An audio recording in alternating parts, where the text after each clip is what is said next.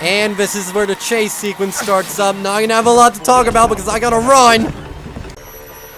Hello to all the wonderful people of YouTube. My name is J-Man, and this is Miners Love Games. And let me be the first to say, welcome to the demo for Outlast 2. I cannot tell you how excited I am for this. Most of October has been spent uploading my Outlast series from 3 years ago. As a matter of fact, at the time of this recording, I currently have a video rendering on my laptop, which I really would like to hurry up. The moment I saw that the demo was available on Steam, when I was on Twitter and I saw Red Barrels had tweeted it out, I jumped on this. It is a free demo, you can play it right now. Right now, just like the original Outlast, I have my graphics set to crap, pretty much.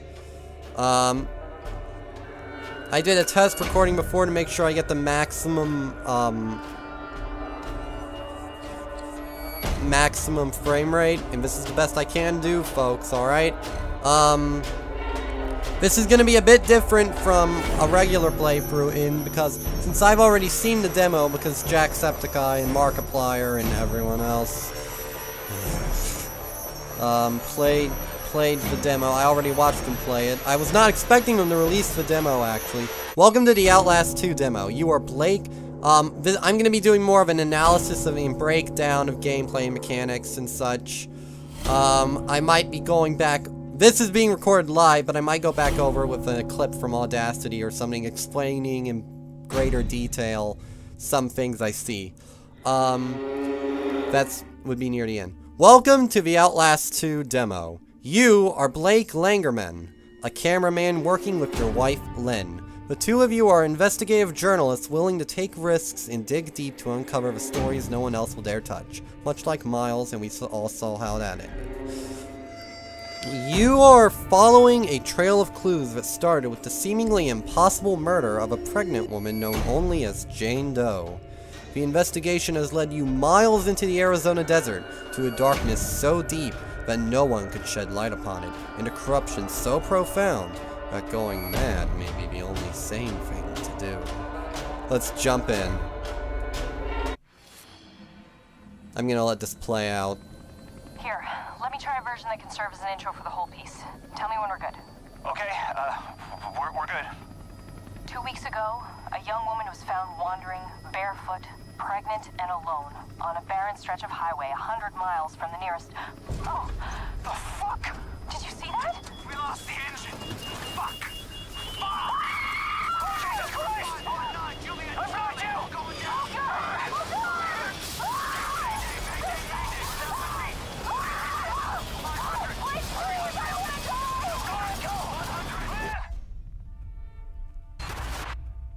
Shivers.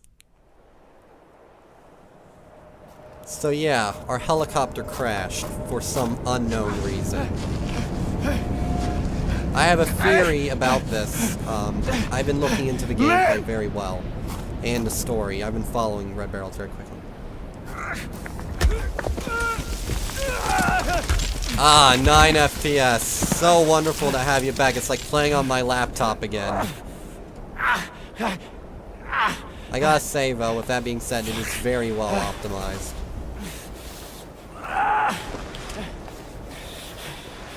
Right here, we have glasses. And I guarantee you that they are going to get broken at some point in this game. There is our camera, and as you can see, it is a much higher quality, much more expensive version compared to the one Miles had in Outlast 1. So this takes place at some point, like, in the game. I'm not sure when.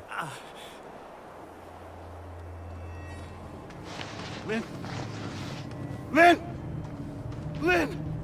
So one of the first things you'll probably notice is that the main character, unlike Miles from Outlast 1, is in fact voiced this time around. He is voiced by the same person who did the screaming for Miles in Outlast 1, Sean Baichu.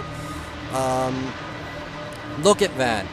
Even on low quality graphics, it still looks great. Now, one of the things is that let's take a moment to examine the new camera. It functions pretty much the exact same. You have your battery counter in the top right, but a couple of fancy knickknacks. You can zoom in, zoom out. You got a recording right up there, 50, 920, 1080p. But one of the things you'll probably notice that I want to draw attention to is that the left side of the screen is like a microphone. It detects noises that are coming from the left or right. And during my test recording, I found, just as I predicted before I started, I found that, didn't notice that before. I found that this did in fact help you tell when enemies were near if you were hiding. I'll get into that later. Oh, Jesus Christ, I didn't notice that before. But, right here... Hello? I'm lost. And hurt. Jammed. And that's a bit new. Originally, in the original Outlast, when you opened it, I don't know if this might just be, because of settings. But,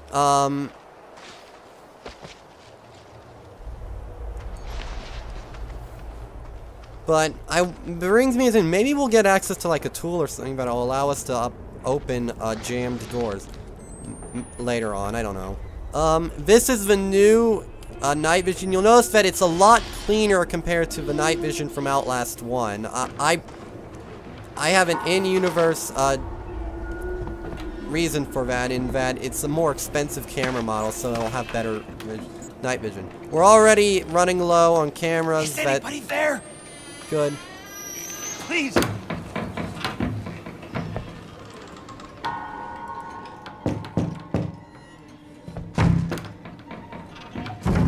Look at the microphone spike.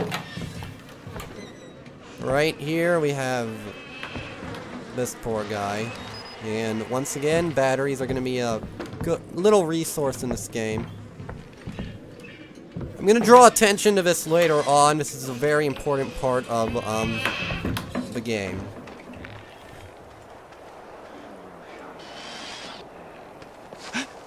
Hey, what's up, Freddy Krueger? Who's...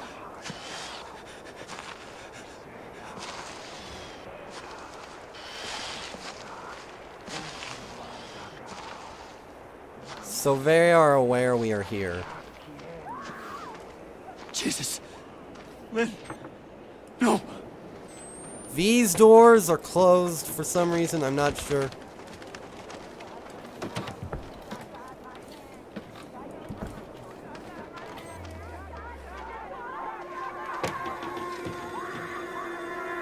They've been executing cattle for some reason.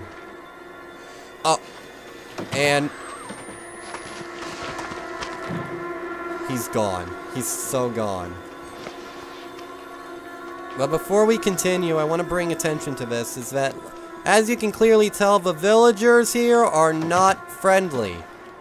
They will attack you, and they seem to be like religious fanatics, not mental patients. Blake does gag when he's near... Holy shit!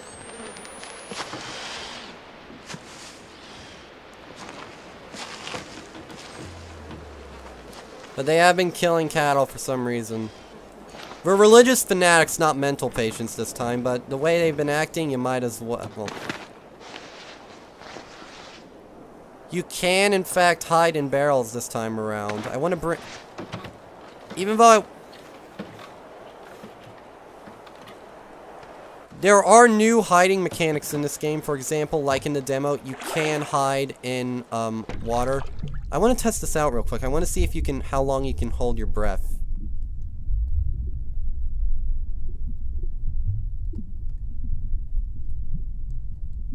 I do think you might do a little bit of swimming in this game this time around. Luckily, the camera is in fact waterproof. But yeah, you can hide in water, you can hide in barrels. There's a bit more differentiation because the one I hid in during my test playthrough had a top on it. But none of you care about that really. knock, and then you can open, left click to hold and open, much like the original game. Battery, thank you, you're my best friend. This, chubby looking asshole right here is Sullivan Knopf, and I will be going into his backstory later on. I originally talked over a playthrough of like a Markiplier or something, and went into detail about the game here, but now I have a more, better gameplay to talk over instead of someone else's, so I can draw more attention to stuff. Much like the original Outlast, you could hide in lockers, but now you can hide in closets, much like Amnesia style. And much like Amnesia, you can in fact peek out, but you press and hold and... Yeah, to peek, you hold Q or E, and that really helps when you're hiding.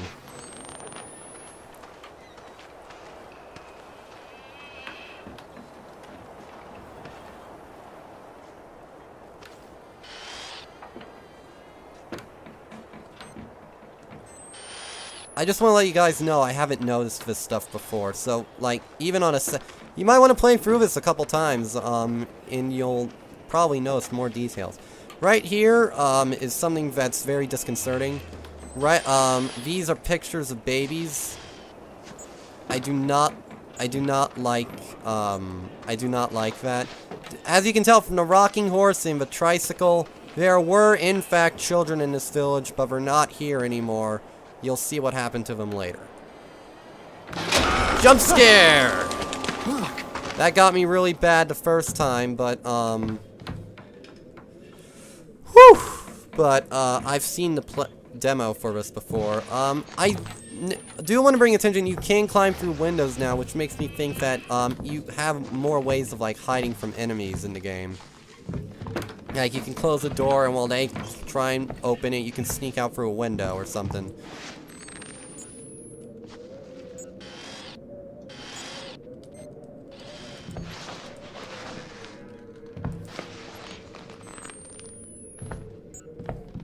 Here's another one of Sullivan Knopf.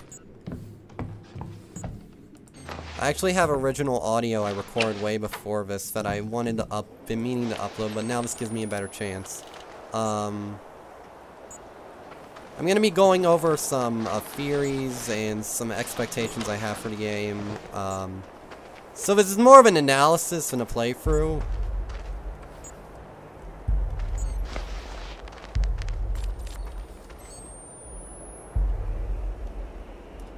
There is, in fact, writing on here. It's Roman. In my original recording, I do...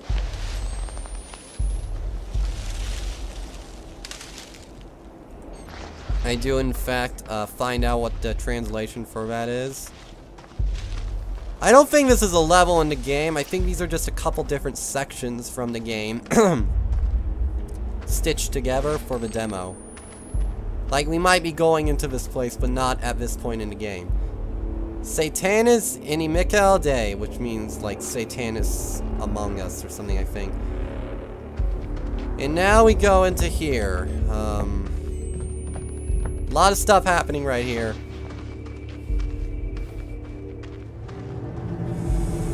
What we have here is the bastardization of the birth of Christ. I know some of you might not be Christian, but in the Bible, Christ was born in the stable in a manger, and I think this is what this is attempting to do, but judging from the amount of blood, I don't like it, and I do believe upon closer examination that is a placenta nailed to the wall. So, yeah. Blake doing, waving at all the flies. Christ almighty. It's a bit hard to read here, but if you were to read, like, watch Mark's playthrough, you'll see a clip of this briefly. Sacrificium, Anumine, like, Sacrificium. I want to bring, that's clearly, like, Latin or something. This is the Gospel of Knopf, it's not the Bible. They mention, yeah. A lot happening here. This is where a lot of the children in the town went. Blake very understandably freaking out. And what we have here is that symbol again. That is the wheels within wheels. I will bring that up later. Religious fanaticism. Fun old time right here. And they're going whole hog for freaking out. And the worst part is, you gotta walk over them.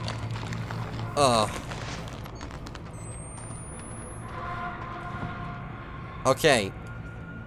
This next part gets really creepy, but I'm gonna stay silent because I want you to hear what this girl, I believe, has to say. Listen closely.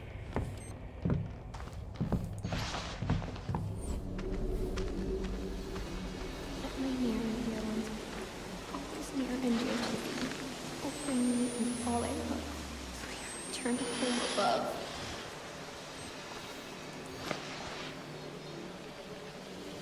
Now the light has gone away. Savior, listen while I pray, begging thee to watch and keep, and send me quietly to sleep. Watchful Savior, wash away all that I've been wrong today. Help me every day to be gentle, gentle, more like thee. Let my near and dear ones be always near and dear to thee. Oh, bring me and all I love to your eternal home above. Yeah. That's like similar to the now you lay me down to sleep. Pray, but it's to something else. My original thought was that Sullivan Knopf was a escaped patient from Mount Massive who started a faithful wall rider and got a bunch of crazy followers here. This is inspired by Jonestown, but there's something else going on here because right now we are about to enter straight Lovecraft territory. That is a tongue. We are being pulled into a well, and now we are in a ventilation system.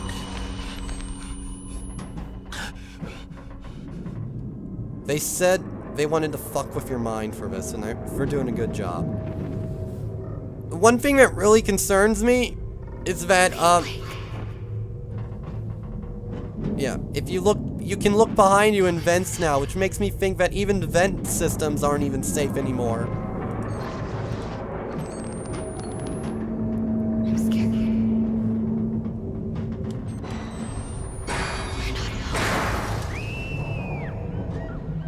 Please, Blake.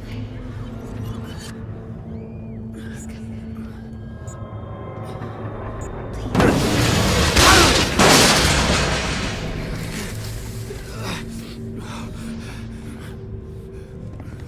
What the? I didn't see that before.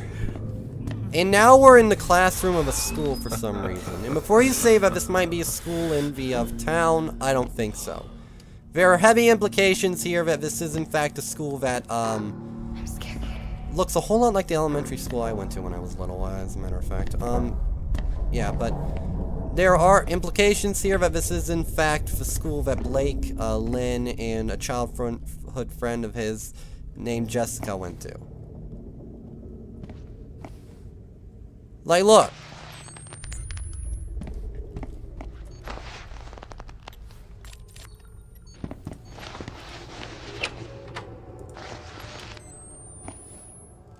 There are implications that this is the middle school that they went to when they were kids.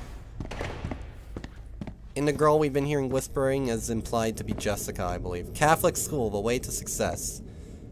St. Ambrose Choral, 1995 to 1996 Winter Concerts. Patrick E. Dubuc, artist director. Repent, with special guest Pascal Morin. Thursday, December 12th, 7 p.m. Tuesday, February 20th, 7 p.m. Tickets $5.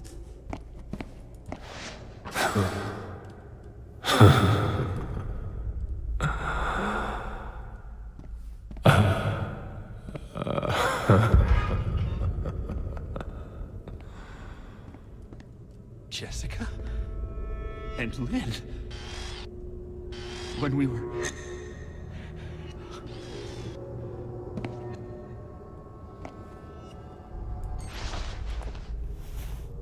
This was Jessica's.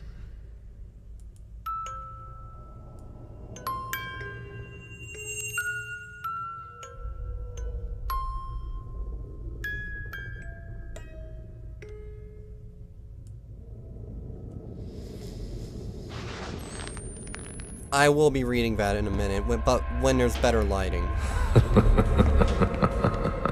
I don't know who that is. So this is where things get really screwy.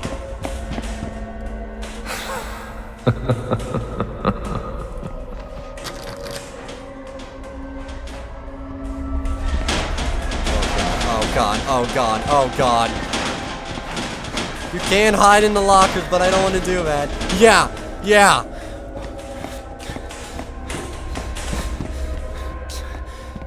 One of the things I like about sprinting is that you speed up gradually while you run.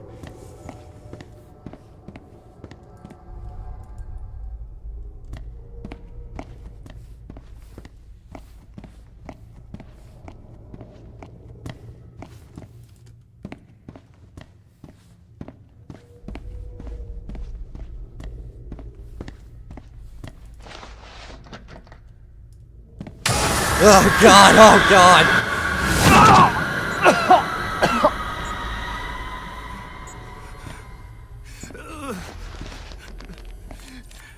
And the spirit helpfully moves you over here. You do slow down quite a bit if you're hurt, and that's what happened there. Christ. But now that we're in this light, we get a better chance at reading this.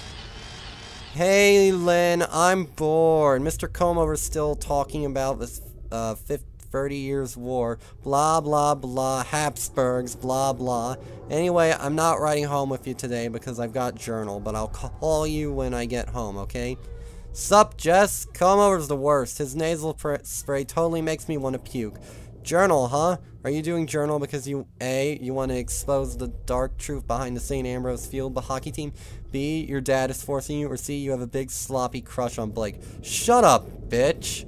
Also, we should replace Comover's nasal spray with hot sauce. Also, really, shut up.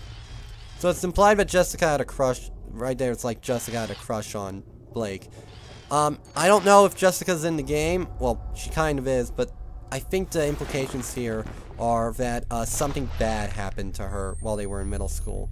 And this is like some Silent Hill-ish shit. Yeah.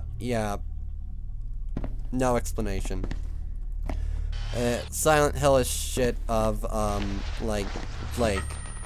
There's definitely something supernatural going on here. And to dispel your theory that this takes place in the town, it is snowing. No, yeah.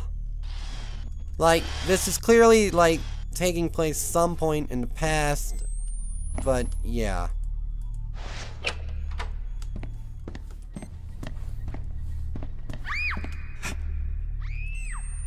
Jessica.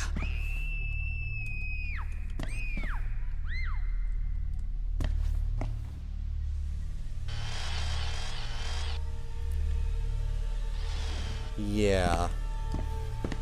We're not pulling the punches. Yes.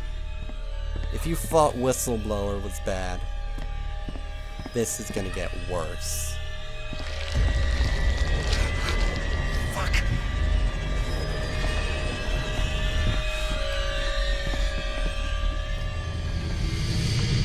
Much worse.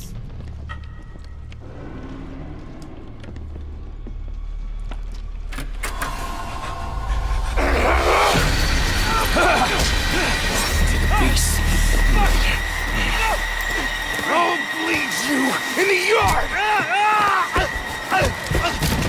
And this is where the chase sequence starts up. Now I'm gonna have a lot to talk about because I gotta run!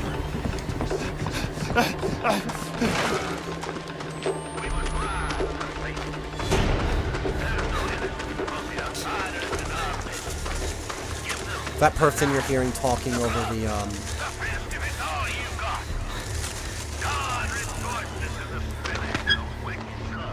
And we hide in here. That person you heard talking about an outsider in our midst was, I believe, Sullivan Knopf. We're gonna shut up in case this asshole hears us.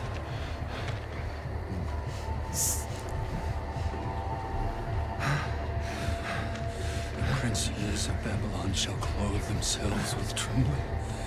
They shall sit upon the ground. shall be astonished at me.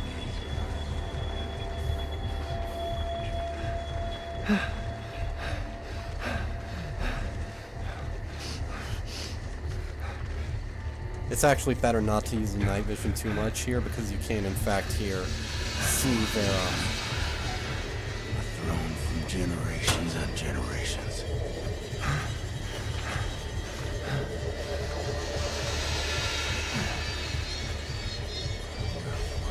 I don't know if they can see you if you're peeking, but I'm not about to try.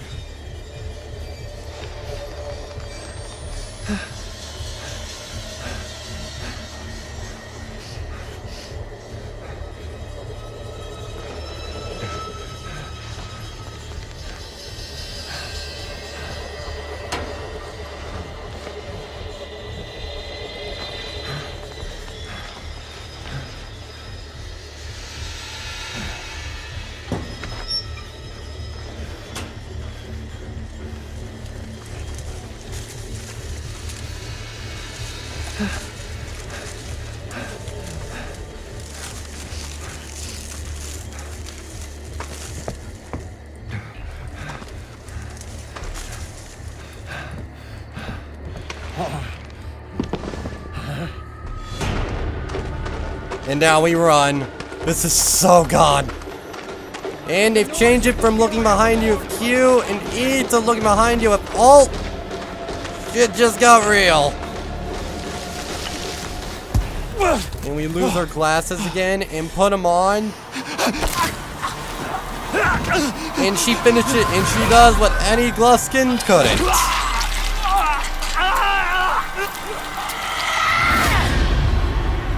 So that was the demo for Outlast.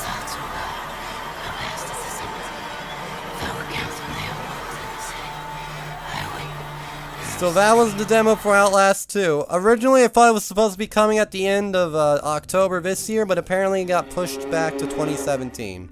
I can wait. And that gives me more time to finish uploading my Outlast, because like I said, I've said before, if I cannot finish uploading the original Outlast by the time Outlast 2 comes out, I have failed as a Let's Player. I'm gonna, I might make a separate video about my Outlast predictions. Yeah, that's what I might do. Until then, thanks for watching, everybody. This is available on Steam now, so if you want to play it, go. Do it. Just do it, please. It's so terrifying. I'm really looking forward to this. This is one of my most anticipated games this year. I loved the original Outlast, and this is looking to improve on it in every way. So, with that being said, thanks for watching, everybody. My name has been J-Man. This has been Myers Love Games, and I will see you next time, everybody. Stay awesome.